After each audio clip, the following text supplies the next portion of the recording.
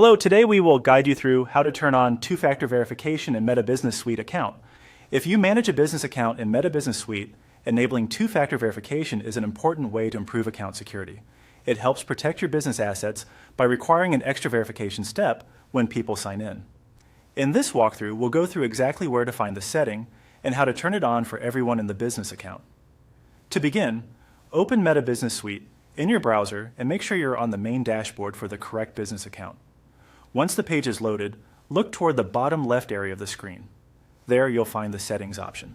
Go ahead and click on Settings to open the Business Settings area. After you enter Settings, move your attention to the upper left section of the page. You should see an option labeled Business Info. Click on Business Info to open the section where key account level settings are stored. This area includes details about the business account itself, along with a few administrative and security-related options. Once you're on the Business Info page, scroll down slowly until you find the two-factor section. Depending on your screen size, this may be a little farther down the page, so take your time and look carefully. This is the setting that controls whether people in your Meta Business Suite account are required to use two-factor verification. When you locate the two-factor setting, click the drop-down menu next to it.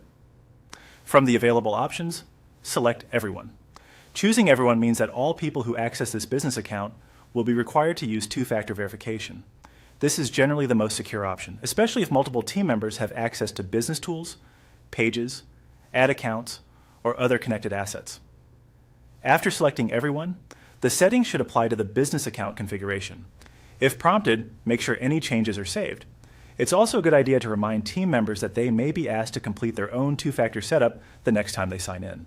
And that's it. You've successfully updated the Meta Business Suite account to require two-factor verification for everyone. This simple change can make a big difference in protecting your business from unauthorized access. Thanks for following along.